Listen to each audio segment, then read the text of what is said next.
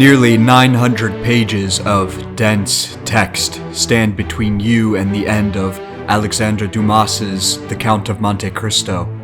It's intimidating to say the least.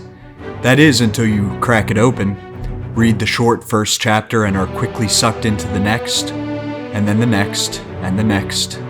In short time you'll be committed, putting yourself willingly into the narrative hands of the French master, author of The Three Musketeers, who has crafted for you a novel nearly as long as the dictionary, which reads at the pace of a page-turning crime thriller.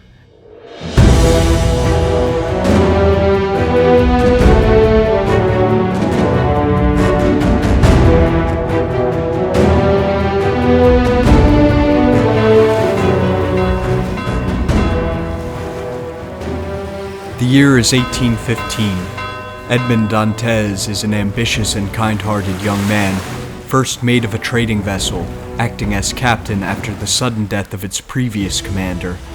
When he lands in his hometown of Marseille, the owner of the ship informs Dantes of his intention to make him the ship's new captain.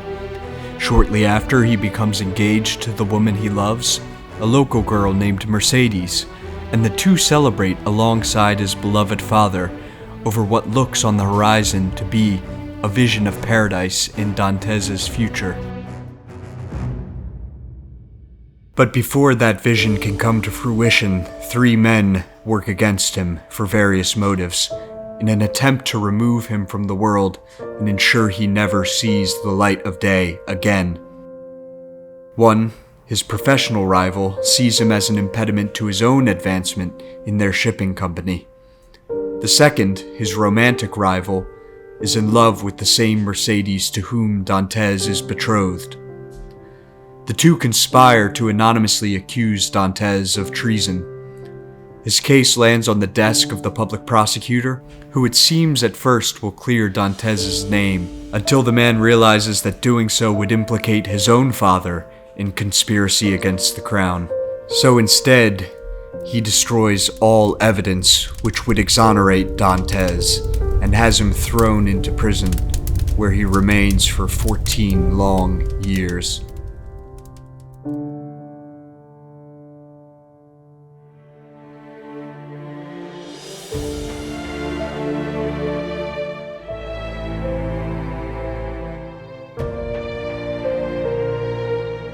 During that time, Dantes is shut out from the world, starved, beaten by jailers, and left to waste in a solitary cell, with nothing to occupy him but thoughts of the imminent death of his father and the loss of his betrothed, as the years rob him of his youth.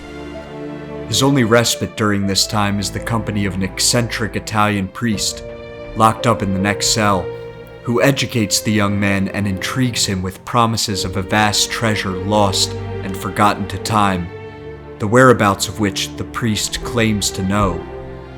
Dantes doubts the existence of such a fortune, but keeps it in the back of his mind. The priest's death gives Dantes a singular opportunity to escape from prison and, in time, claim the treasure described by his departed friend. It's hidden on the shores of Monte Cristo, a well-known and often ignored island off the Mediterranean coast. Scarce both in vegetation and game, and with a dangerous rocky coast, the island is inhospitable and of little value, save, of course, for the vast treasure hidden within. The treasure being found on such a desolate and unforgiving place serves as a poignant metaphor for the treasure Dantes found within himself, in a prison which serves to crush the spirit of most who are unfortunate enough to live within its walls. Far from crushed, Dantes is fueled by a desire for retribution, and he's just now discovered the means to make it happen. It's at this point that the story's momentum takes its only step back, as it jumps several years forward in time. For the remainder of the tale, you'll see Edmond Dantes only a handful of times. Instead, you'll be introduced to the eponymous Count of Monte Cristo, a man of limitless wealth, mysterious influence, and an irresistible gravitas, who seems to command the fate of all who find themselves within his orbit. He appears to the reader to have supernatural control over the unfolding of events adjacent to himself, as he slowly and painstakingly crafts machinations of vengeance against the people who robbed him of his life. The Count embeds himself into the ranks of high Parisian society, circles which all three of his unknowing victims frequent.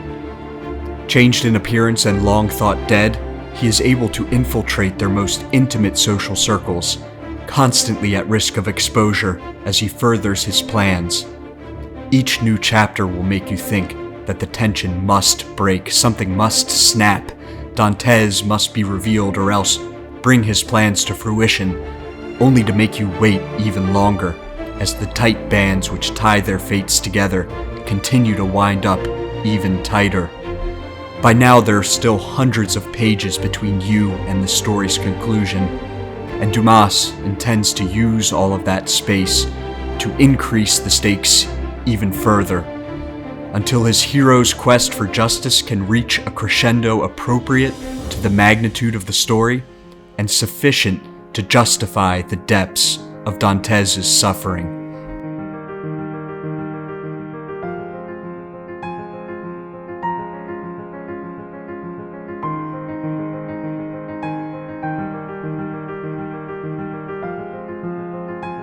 Styling himself an agent of divine justice, the Count is always treading the thin line between righteous judgment and sinister vengeance, and certain moments will cause you to question the ethics of our hero's torturous plots, even as we know his victims well deserve the ends they meet.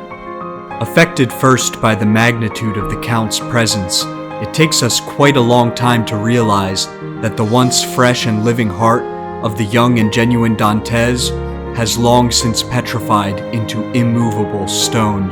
It'll take the pleas of those he still loves to revitalize his soul so that he can realize the true and proper end of his hero's journey, not one of vengeance, resentment, and bitterness, but of true and righteous justice, followed, most importantly, by a difficult display of mercy.